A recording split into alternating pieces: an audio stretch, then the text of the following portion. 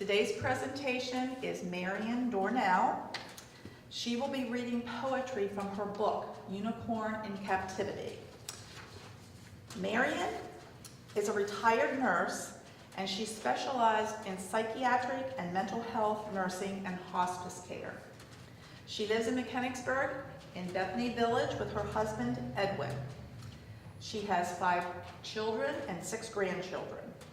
Marian's book, Unicorn in Captivity, was published this month, February. She will be reading poems from this today. Her book also will be for sale. If anybody is interested, you can see Marian after the program. It's my pleasure to welcome Marian. Let's give her a nice warm hand.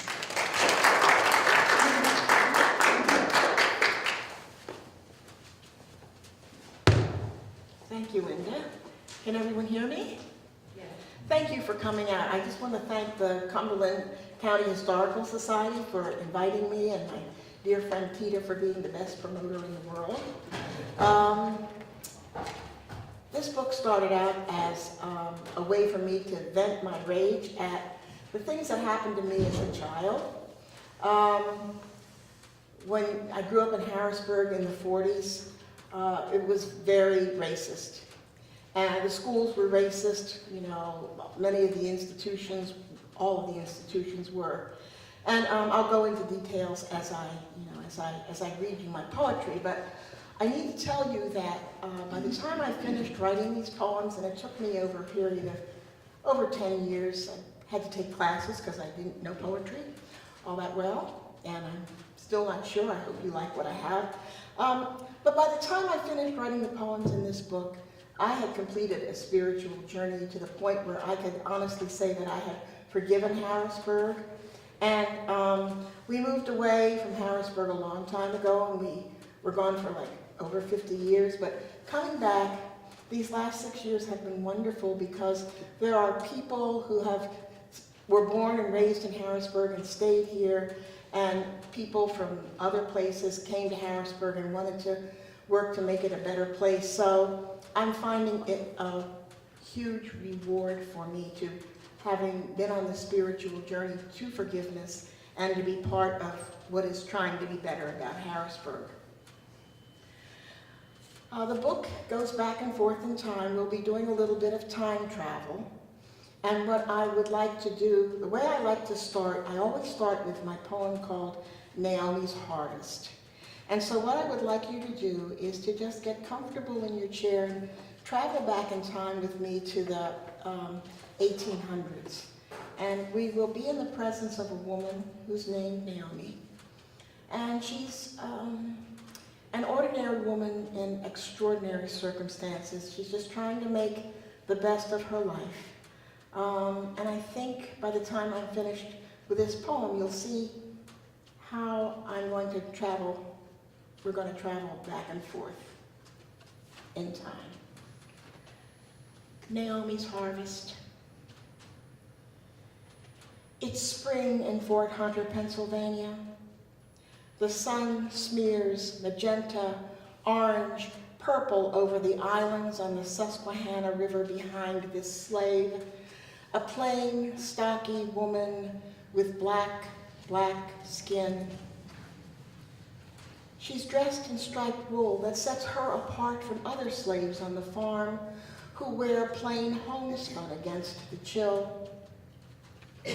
Her colors match the woolly balls she hoards on boards lining her cabin walls.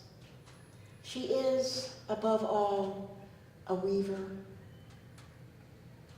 After trudging partway up Blue Mountain, she throws her hoe onto the rocky trail and wrestles aside the golden bough brush, hiding the clearing she's made for her hush herb garden.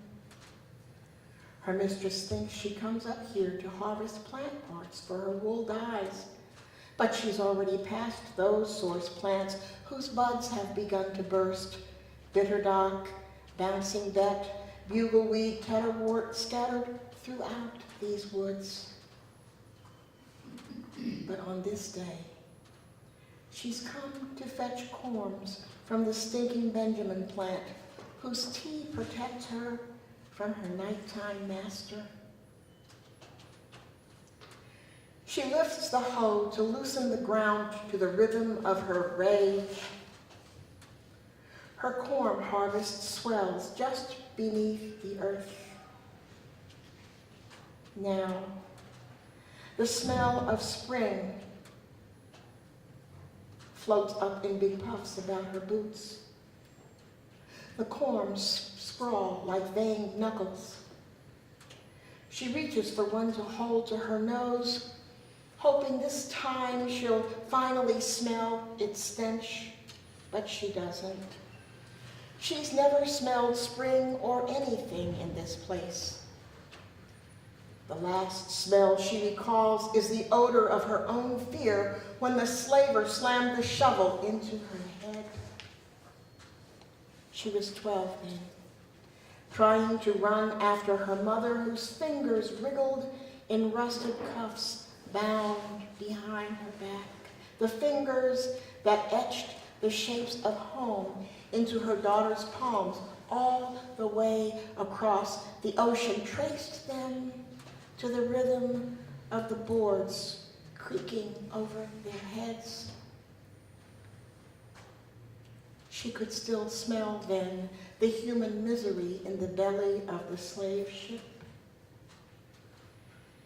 Nearly too weak to speak, her mother traced and retraced the words of a whispered prayer into Naomi's hands. Sankofa adinkrahena niamidua, akobain asrani ne ensaroma, fihankra sunsum dame dami, niami baribi. All she recalls of home is in those shapes she does not know the meanings of in English. Still, she hears her mother's voice and feels the shapes of the words somehow retraced in the root tendrils that cling to the corns. She packs up her roots, puts on her shawl, hoists her hoe over her shoulder, and turns to walk back down the path as the full moon rises over the darkening ridges on the west side of the Susquehanna. Now, I'd like to draw your attention to that whispered prayer, Sankofa Adinkrahene. Those are Ghanaian words. I chose Ghana as my ancestral home since I really don't know what my roots are and I don't have a cotton swab to send it off to someplace. So until I find out, Ghana is going to be my home. Those words are the names of symbols, and I'll make more reference to the symbols as I go along. But those symbols were stamped onto the robes that the people of Ghana made for their kings. You've heard of kente cloth? Well, they grew the cotton and did the weaving and decorated the cloth with those symbols that they made out of square blocks of wood. I guess they were about 2 inches square.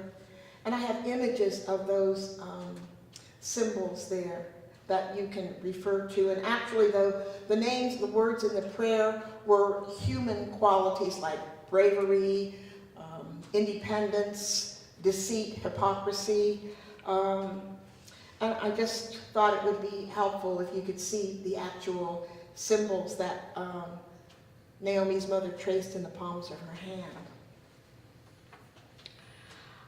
Let's shift back into the 1940s now, to my childhood, because some of this, the part that takes place in the 20th century is autobiographical. And the next 2 poems I'm going to read to you are 2 poems that I wrote as tributes to my parents, raising a little colored girl in the early 40s and 50s in a racist place like Harrisburg, had its special challenges. They made me aware of what the world thought I should be in their eyes, but in my world, in my home, in my parents' arms, they gave me a larger world that I could grow into, so that when I was ready to leave the nest, the protection of the nest, to the larger world, I had a vision of myself that would sustain me. And so I hope these 2 poems will give you a clue as to how my parents did it. This one is called come Thursday, and it's for my mom. Monday morning, homesick from school, I sat at the kitchen table going over lessons, keeping Mama company. It was her day off. We listened as young Dr. Malone, Ma Perkins, and Stella Dallas ducked in and out of troubles. Jingles jumped over and over again out of the radio and sang Oxidol bleaching, Rinso whitening, supersuds agitating in the growling round wringer washer with its black knobbed lid lifted off. Mama filled the tub with another load of clothes and more hot water she carried in a heavy bucket from the wood stove. On the back porch, twin square zinc tubs filled to the brim, one with bluing for sheets and Daddy's t-shirts, the other with hot starch for cotton dresses with flowers embroidered on pure white yolks. Daddy always said the turquoise dress went best with my vanilla lumpkin skin. He said in our family, he is a chocolate kiss, Mama, a caramel treat. That woman's Monday hands were tough enough to dispatch a week's worth of dirt down the drain, strong enough to lift heavy work clothes from willow baskets, and steady enough to hang them on clotheslines that boosted her swaying offering toward heaven in celebration. Sheets and dresses clapped hymns in praise. Come Tuesday, that woman could not keep the teacher from choosing me to be laundress so white kids could pretend to be ladies and gents. But on Wednesday, someone else had to play laundress because Mama said I could not be in the play. Come Thursday, that play was canceled.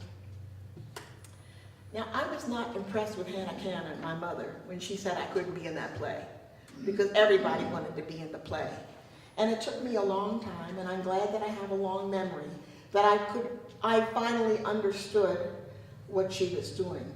And as I recalled some of these stories, I'm glad that I was able to put them in a perspective to share with other people, because we all have universal stories of being oppressed or rejected or something like that. So I'm going to share this next poem with you, and it's really a tribute to my father. And it's called Lessons for a Very Slow Learner. And guess who's the slow learner? From the snapshots in the album, it was clear you didn't have war on your mind when I was born a month after Germany invaded Poland.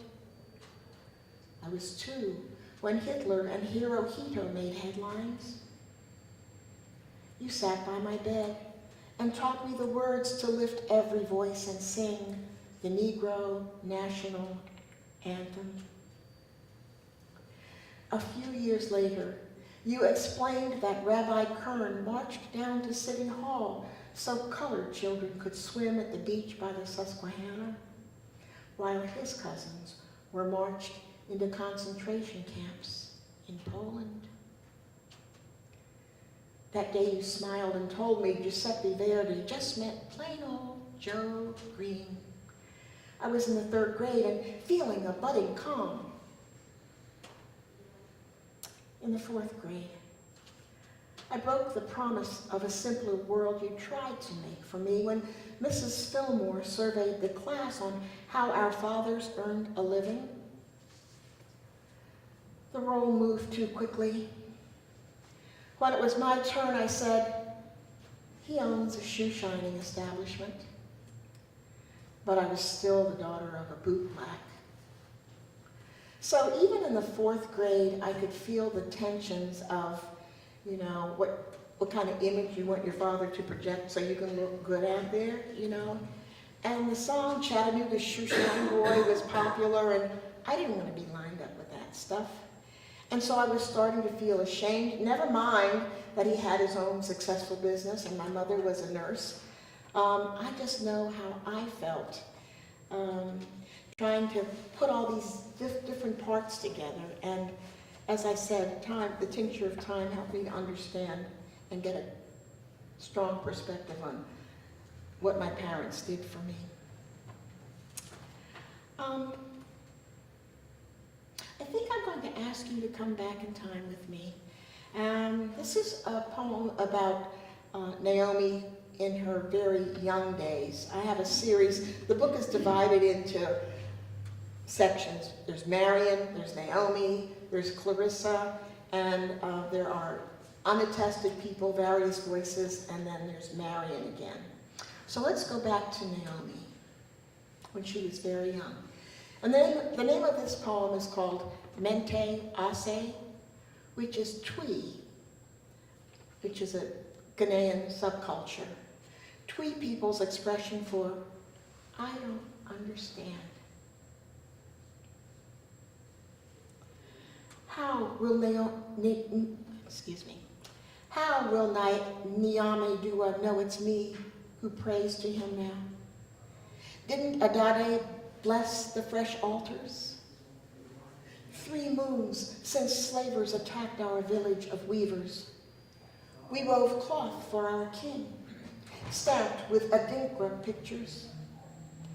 2 moons since my cycle started, with mother too weak to bless me. I blessed myself. When we finished the long march to the sea, why did the white men in black robes stand in front of the boats and motion over our heads as we knelt? Why did they mutter gutturals while the boat workers forced the hot irons to our shoulders closest to our hearts? Human flesh does not smell like goat flesh at branding time. When I screamed loud enough to drown out the drums, did they think it was from pain? Twi people never kneel before others' gods. The scar on my shoulder does not hurt anymore. I thought it would never heal on the long boat ride. In this place called Philadelphia, I trace the scar of 2 crossed lines every day. In the motion those men in robes made over our heads. It feels like our symbol for hypocrisy and deceit.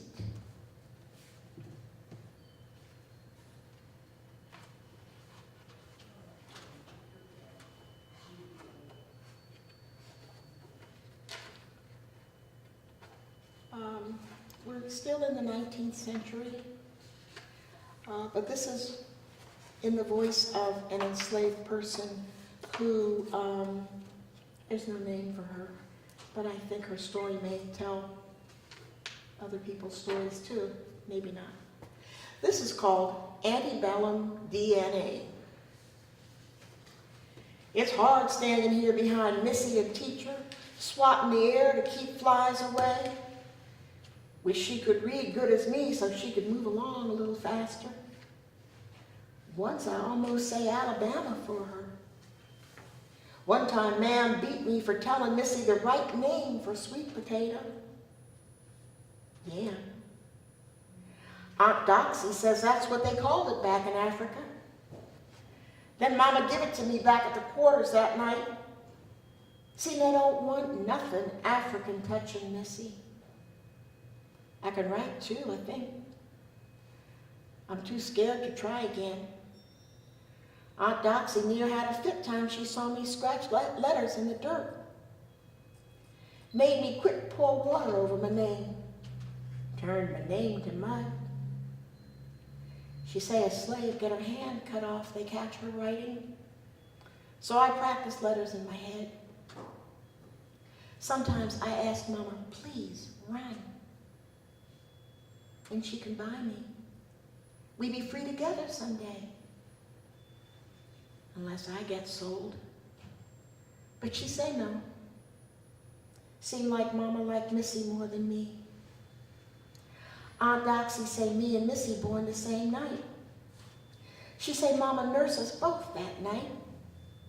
Aunt Doxy birthed us. She say she run back and forth between Mam and Mama the night long, since Missy and me both had big heads. Nobody in the quarters say why me and Missy look alike. My hair's straighter than hers. She got blue eyes too, but I got more freckles.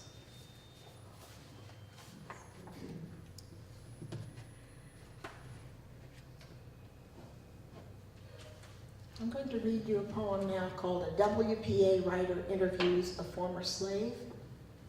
And there will be reference to those same Adinkra symbols. And these questions came from another chapbook. I just stole the questions from a chapbook that had to do with women in business trying to break through that glass ceiling. And it was written by a white woman about white women in the corporate world. But her questions were so interesting to me, I thought I'd like to change the scene and see if the questions still work. So here you go. Where do your people come from? Wish I knew. Wish I knew where my father's back African come from. When I was a little chap, some old man, older than I am now, he say I'm a Shanti. He say he can tell where I'm from because I walk like a Shanti and my head shaped like his people.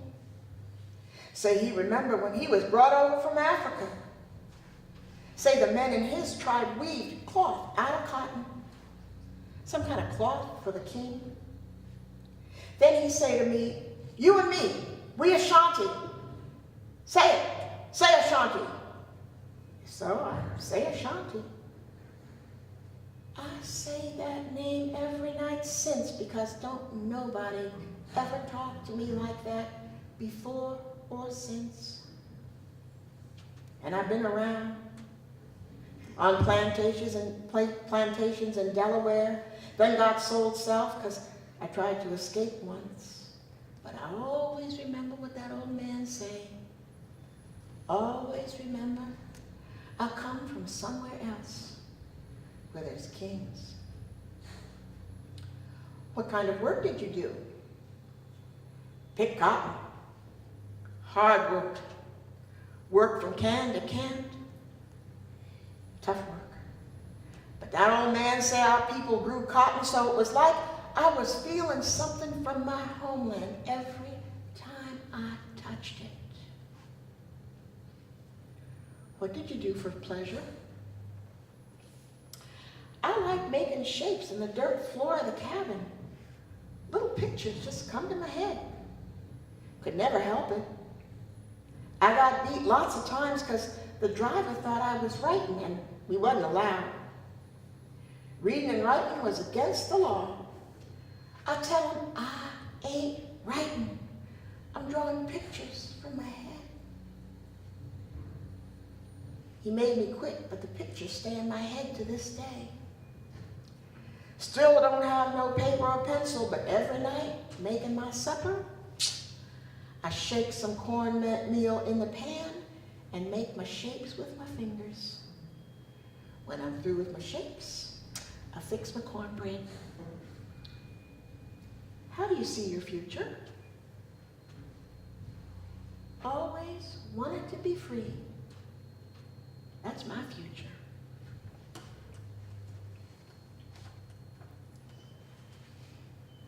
Here's something that I call underground, and it's in two parts. Part one is the quilter.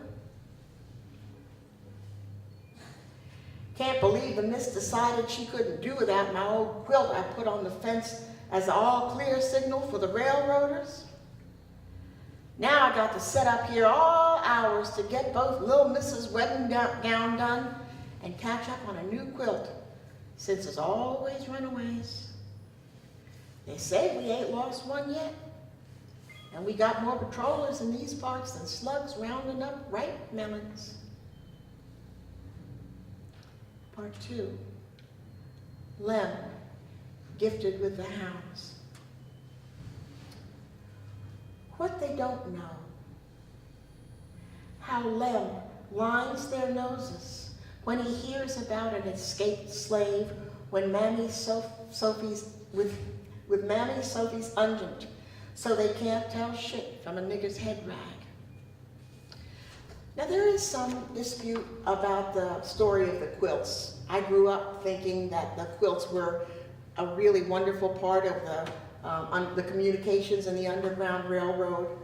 But there are scholars, quilt scholars, who cannot find documentation. There are plenty of slave quilts, but there's no hard evidence that those quilts were used as a communication, whether it's safe, stay in the woods, whatever. I was a little disillusioned about that, but I just decided I love that part of the story anyway, so I would just keep it in the book. Here's one called The Root Woman Reflects on Her Power.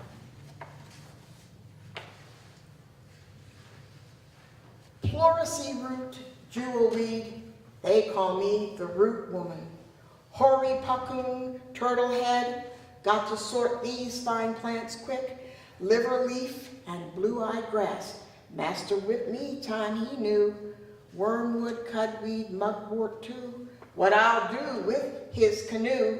Stinkin' sumac, steeplebush, Susquehanna's gonna be, yarrow and sweet Sicily, soon my ticket to be free. I coax stillborns back to life, sit and wait for old folks' death. I can fix your runny stools, evacuate your rock-hard bowel. I can't fix your broken heart, but I knit your broken bone. I can stop your nervous twitch, rid you of your raw red itch, make your scalp shed old ringworm, make your seizures quiet down. Master think he's sweet and kind, but he got a treacherous mind. He makes money off my skill. I know people, I make pills. Senecas get dropsy too. Tuscarora babes catch the croup. Amish, they get bad chilblains. When I run, no more slave pass. Travels will become trespass. How much freedom I'll have then, must find routes to dodge bad men. I found myself looking at freedom in many different ways that I had just never thought about before. And this next poem that I'm going to read, called She Weaves, it really set me aback as I was able to align myself with the thinking of a woman who found herself to be adequately free. I'm going to read She Weaves. And it's on page 9 for those of you who are following with the book. And maybe I have bought one of these books. Help yourself. Page 9. She Weaves. Jalang shoosh bang! The loom sing shouts as Naomi conducts the chorus of harness, pulleys, pedals, heddles, sinking sheds, sleigh hook, cords, and reed. Chalang shoosh bang accompanies her thoughts. They call me slave, but I'm an honest woman, not afraid of work. I sheared master's flock before he sold them. I carded their wool. I'll learn how to grow flax if need be. I boil the wool. I pull color from out the air. Color nobody's seen. They need me here. No need for me to run. I'm sick of folks around here singing their steal-away songs. Folks who run, they fools. Master say I'd be the last he sells because I mean so much to him. He say I can stay even if business keep falling off. When the money gets better again, he say he'll start giving me cash for myself. Soon as the tavern starts turning a profit again, he say. Twang, shoosh, bang! Slave catchers came through last week again. Runaways try to steal north by way of the Susquehanna. Don't them fools know ain't no promised land here on earth? 10, 20 years ago, we worked 40 strong here. Coopers, carters, teamsters and wheelwrights, a miller, planters and harvesters in the field and gardens, workers in the stable and smokehouse, the tavern, mill, hands to keep the spring house full of vegetables and fruits from the garden and orchard and make master's brandies from his still. Now, we shriveled to 12. One run away, too many sold. Master lined us up in the quarters, gathered us, forced us to stand outside our cabins first. Come the shuffle, jingle, sound of shackled bare feet coming down the path from the north. Then you see the parade, a rickety walking fence. Chaline, shoosh, bang! Them chained together with iron collars round their necks. I never seen the eyes, just their heads hung low, low as them collars allow. We thought Master paid them slave catchers to come through to scare us. But they don't have to worry about me leaving. I'm free enough. I'm free enough. Chaline, shoosh, bang!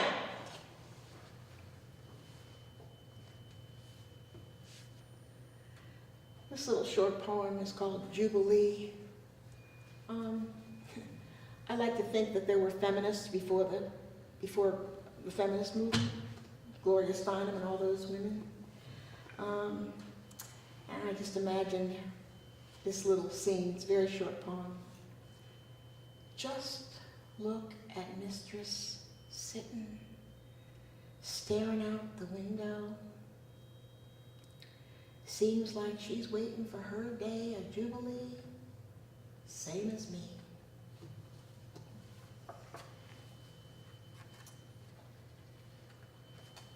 Okay, let's have a little change of spirit here.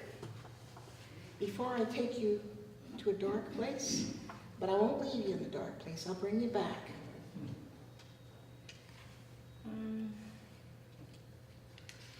I'm going to read Colored Neighborhoods. This was a hard poem for me to write. It's sort of like telling stories out of school. You know, every culture has its perceptions by other cultures, and every culture has its own realities, its own secrets. And we all know that human beings arrange ourselves in hierarchies. That's how enslavement, whether it was Africans enslaving other Africans or white people enslaving Africans, we still arrange ourselves in hierarchies. And so it was when I was a child, where my mother was instructing me that there was more than one way of seeing myself as colored. And if you have questions about this poem afterwards, I'll be happy to answer them. It's called Colored Neighborhoods. The staggered stones in our family plot remind me of the shacks in the colored part of town, houses Mama and I have to pass to get to our hairdresser, who lives in a neighborhood where the smells sour the street, and I hold my breath. And the kids threaten to beat me up when I walk alone to Mrs. Wedlock's to get my hair done. Fatback, Mama says. They cook with fatback to flavor their pots of greens and dried beans. What are greens? I ask. I grip Mama's hand tighter because we're walking a little faster and it's not getting dark yet. Hair freshly hot combed. Mama and I round the corner to our house of brick on Liberty Street. We hear the bells of St. Patrick's Cathedral calling the worshipers to 6 o'clock Mass. Mr. Dugan, our neighbor, 3 doors up, climbs to the top of the steeple 3 times a day. Mrs. Brusha, her lace scarf covering her hair, scuttles across our street into the churchyard. She's left some of her fresh pasta sauce with basil pesto for us on our steps. Doesn't say much, but it says a whole lot.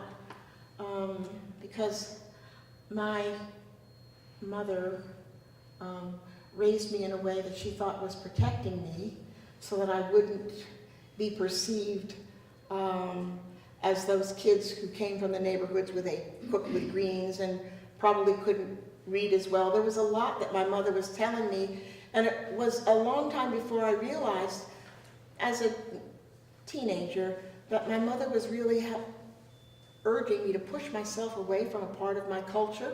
Now, those kids didn't like me, and they had black kids, they had their own names for me. I don't know if you're aware of the word sedity or not, but that's a hurtful word that some blacks call other blacks that they think are cute. But I was just some shy kid trying to mind my own business, trying to do what my parents told me. Please don't beat me up because I don't mean you any harm. But there is a definite separation, and my mother wanted me to be on what she considered to be the safe side of being black. You can't blame her, but I found that there's better ways to raise black kids these days. A little more appreciative of the differences and the commonalities.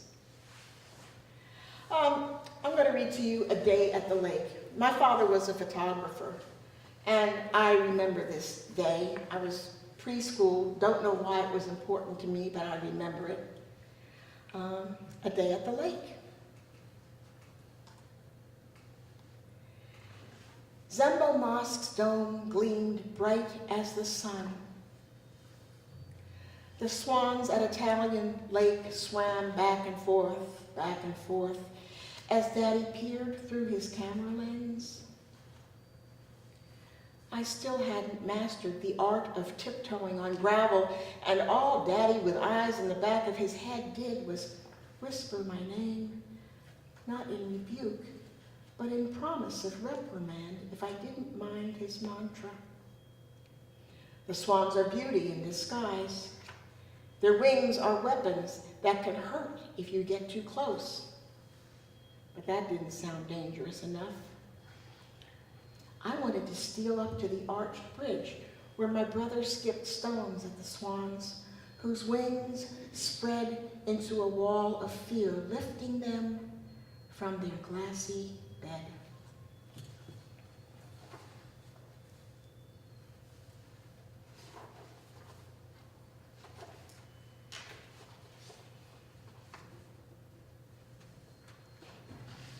I'm going to read to you about Clarissa now. You're all familiar with the Fort Hunter Mansion in Dauphin County.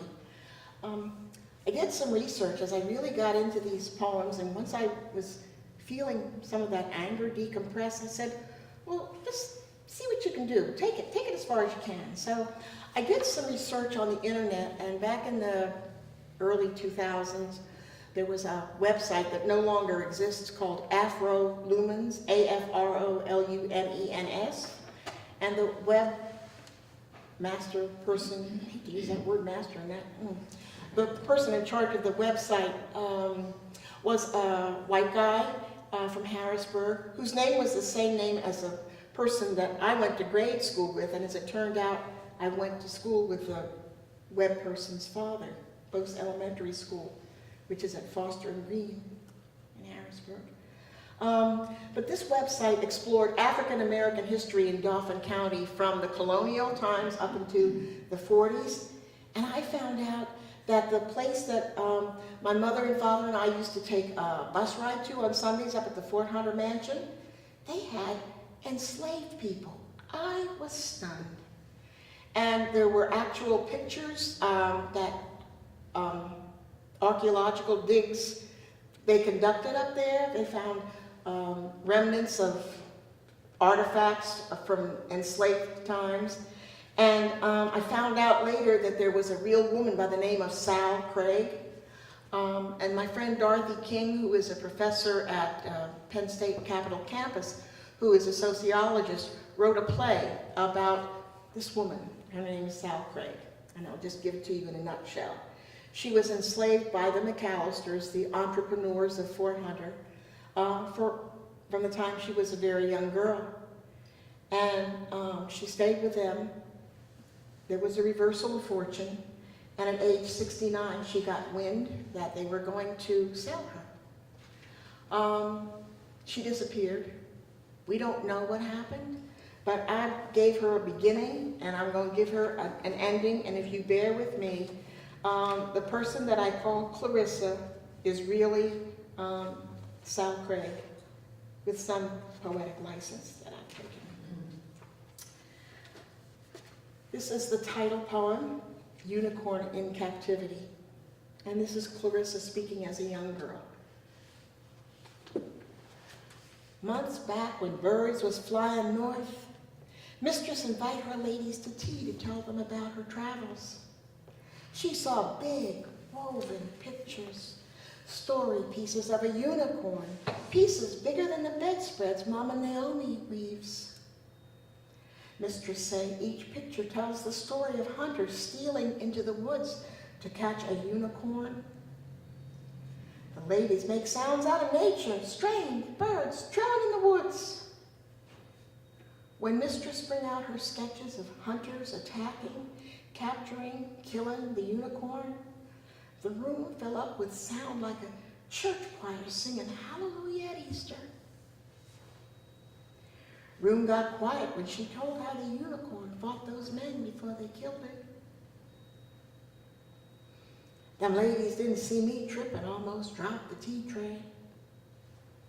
My tears spilled and I wondered why they so taken with a make-believe animal stole for pleasure. The ladies wanted to embroider that unicorn story, each one make a piece, 6 pieces in all. Mistress surprised me when she said she wanted to teach me to stitch, to help her with her piece, the unicorn in captivity, the last piece of the story. While mistress taught me how to stitch the flowers and fruit, she told me how seed-heavy pomegranates, wild orchids, thistles, even the tiny frog, all stand for marriage and having babies. St. Mary's thistle make your sick stomach better. Madonna lily and red carnation mean God's love. Dandelion was on the table at the Last Supper. Only thing mistress didn't say about that unicorn was why he didn't just jump that low little fence around him. I practiced my stitches from her sketches summer long. Then mistress said I learned enough stitches to fill in the black space around the unicorn. I know he's a made-up creature, but he's real to me. When I touch his shiny white coat, he breathes. I wonder what he hears. I feel his heart beat slow, like he's at peace. I know he can't hear what flies over his head. Maybe warblers flying south. When I fly, I'll fly north.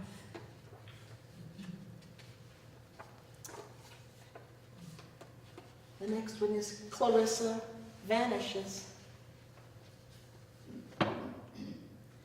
Straw covers Clarissa, pricking the length of her lying on the floor of Farmer Brightweiß's cart, its sickening sweet smell nearly distracting her from the bone-deep pain from riding over the bumpy path running along the Susquehanna. The wheels squawk so that Clarissa thinks this Amish man needs a good cartwright like Jake, who used to work back at the old place. She walked away this morning, just walked away from the boiling soap pot, the fire under the cauldron, dead or dying now, the dregs stinking up the buildings of the place at Fort Hunter, mill, springhouse, cabins, barn, tavern, even the mansion on the bluff above the river. Clarissa knows Mistress is screaming for the boys to run to the spot on Blue Mountain where she grew the herbs for her soaps. Scoldings and whippings she got for staying too long up there in the early days, but she did not wander beyond the green bird song when it was still easy to climb the steep, brambly slope. Now, 69 and up for sale, she's counting on these railroaders to get her up to Canada. Is the cart north of the Juniata yet?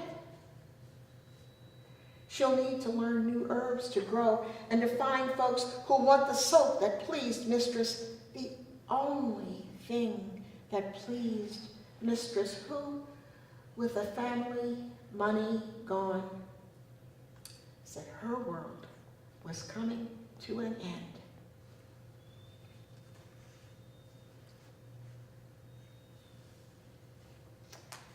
I thought it was really important for me to include some allies in there, which is why I referred to Rabbi Kern, who was really Rabbi Philip David Bookstaber. I remember his name to this day over in Harrisburg.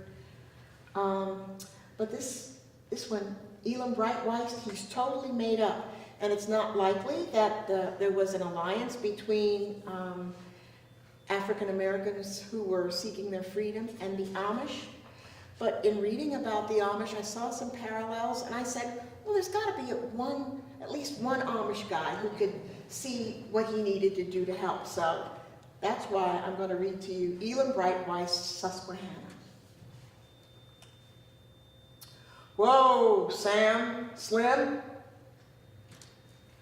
On a trail following the Susquehanna just outside Clark's Ferry, Elam eases himself off his seat and walks stiff-legged to the back of the wagon.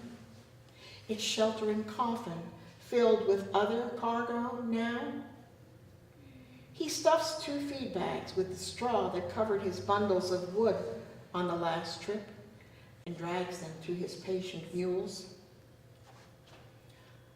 Over the past decade, not one stick went undelivered to its destination of the north branch of this river. In Lancaster sprawls his lumber yard run by his sons, and the wood shop where his grandsons apprentice. Breitweist babies, before hymns from an ancient Ausbund or passages from the Bible, listen to stories of the family's torture and enslavement in a castle by the Danube. 300 years later, Elam and his family make fence posts from locust trees, shape hickory handles for tools, turn fine balustrades for English mansions in Connecticut, and the coffins, always the coffins, for his bundles of wood. Yesterday was his last day to tote his cargo upriver to the North Branch. He leans against a rock, relieved not to have to listen to or be watchful for those other riders through these woods who hunt for runaways and those who aid them in defiance of the law. Instead, he notices the shad bush with its snowy flowers peeking through the oaks. A pale thing with deep green leaves creeps toward his boot, catches his eye. One of Rebecca's healing plants, trailing arbutus. She makes tea when their neighbors get the gravel in their kidneys. Some call his wife the best healer in the Susquehanna Valley. Yes, he decides, taking the empty feed bags back to the wagon. Soon he'll return with his Rebecca to this place. The river peeks through the filigree of leaves. He sees a blue heron sunning herself and wonders what other birds will live on these shores when he comes back with Rebecca. Which fish will feed along the banks and which will loll around the islands in the middle of the river. He admires the drooping flowers of Dutchman's breeches, the delicate white petals of bloodroot. In Amity Hall, where the Juniata joins the Susquehanna, he hears horses racing toward him. The patrollers stop short, their horses' mouths frothing. "Dutchman, you see signs of an old runaway named Clarissa? She from the McAllister place." Elam's gaze and dumb response make them suspicious. "What's in that coffin, old man?" He alights again. At the back of the wagon, he pries off the lid to expose bundles of hickory branches. "I told you these Dutchmen don't pay no mind to our world. Leave 'em be. There'll be plenty of others following the North Star." They ride off, swirling dust around Elam, Sam, and Slim. Elam secures the coffin lid and takes one last look around. The next trip north, there'll be no time to take in this beauty. And we have Clarissa getting the last word. Clarissa speaks.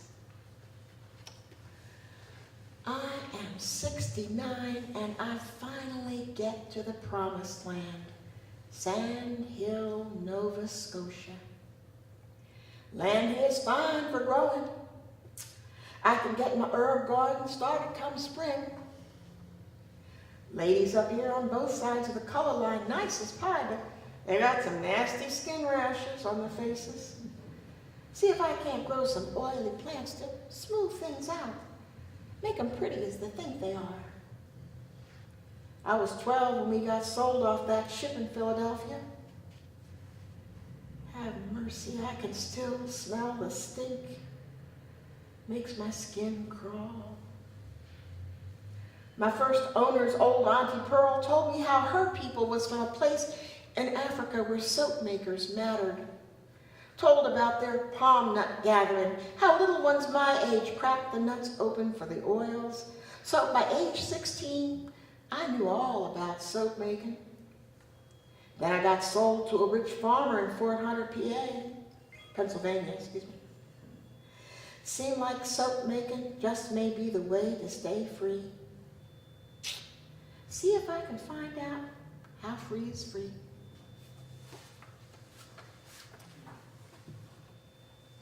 Okay. Now, we're gonna go dark. This is called How to Go to a Lynching. Page 26.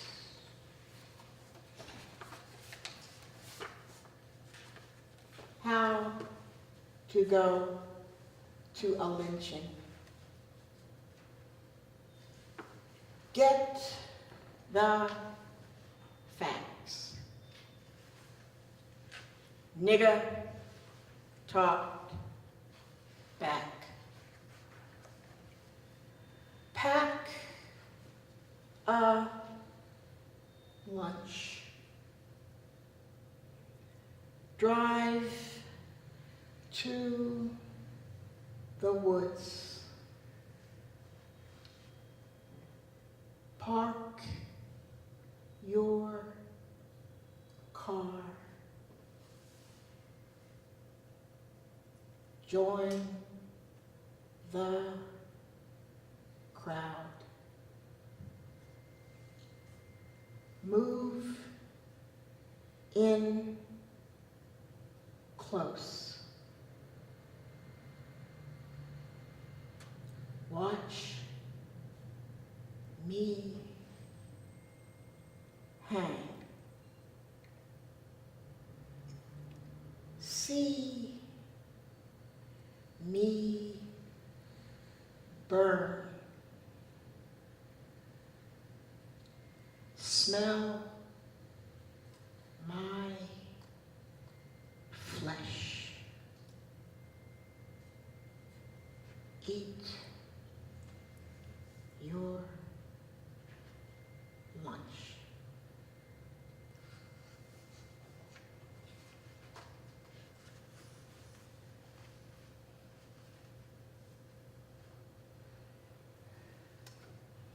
I'm going to read you another little part of the Black culture. Some people found a way of coping. They passed. You may know of the New York Times literary critic Anatole Broyard from the, 70s, 80s, I can't remember when. He was born in New Orleans. His family was Black. But he had plans for himself. He could pass. So he said, I'm gonna do it a little differently. So I don't know where he went to school. I apologize for not being able to supply that information, but he got himself an education and ended up working for the New York Times. In his, 60s, he got cancer of the bladder.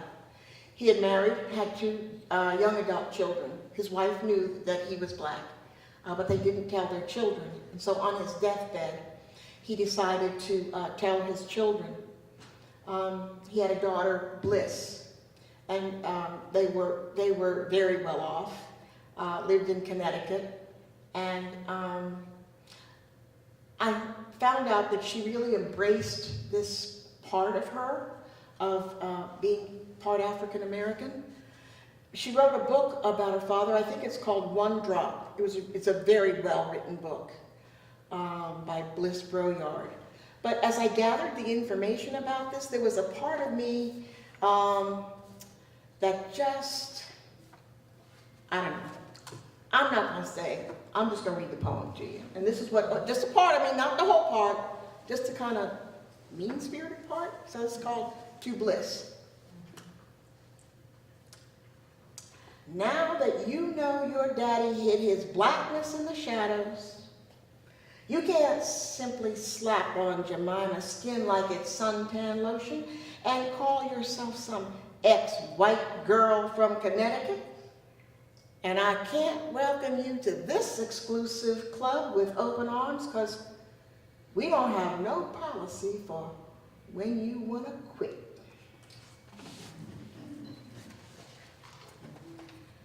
I think I don't want to wear out my welcome, so I'm going to end my reading with this poem that I end the book with. It's a tribute to my mother. It's a poem written in my mama's ashes. A little colored girl, a nice little colored girl, only simply no more than merely a nice little colored girl. Mama, you were the perfect Victorian daughter, dark doppelganger of a system that still judges, labels, estranges, fragments body from mind, from spirit. You told me, be a lady, be a lady, be a lady in everything you do. Always say yes, sir, and yes, ma'am. I asked, even if they call me nigger with their eyes while they smile at me. You said this is how you hold your hand when you cough or when you sneeze, do this, and always sit with your knees together. Love thy neighbor as thyself, the meek shall inherit the earth.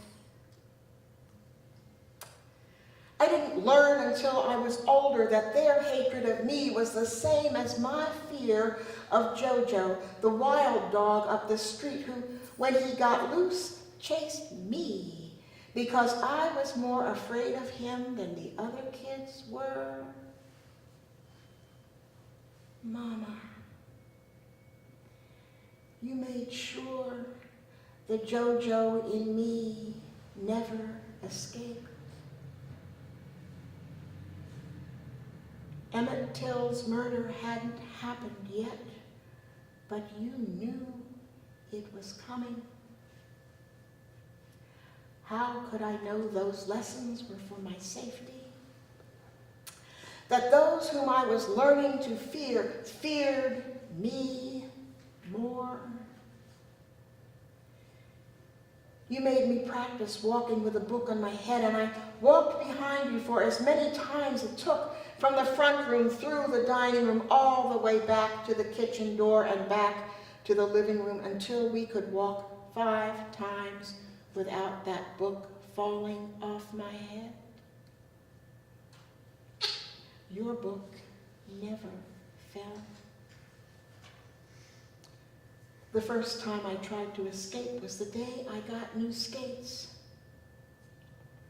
Halfway around the block, my skate came loose and I sat on a stone step to fix it, lifting the heavy steel key from the yarn around my neck. I heard a friendly squeak from the door behind me, and a voice said, "Run along. We don't want color here." I locked a moan inside and limp skated home after I threw the key away. I didn't tell you because I didn't want you to think I turned the other cheek and tried to be like you. I learned your Bible slogans couldn't make me love a hateful neighbor. Years later, Mama, I did find some of your footsteps to follow. I became a nurse too, in hospice. Ray's North Carolina inflection was premeditated seduction. "Why are you so good to me?" he asked every morning after I cleaned up his breakfast vomit. The razor in my gloved hand loitered on the rim of his Adam's apple. "Why?" I said. "I expect you'd do the same for me, right?" His eyes fled mine, and I imagined a door squeaking open behind me, a voice rasping, "Run along."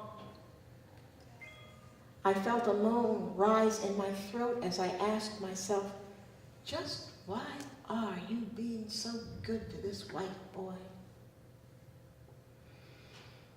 Mama, you whispered to me that morning, "Love thy neighbor." The razor retreated. Thank you for being such a wonderful audience. Thank you very much.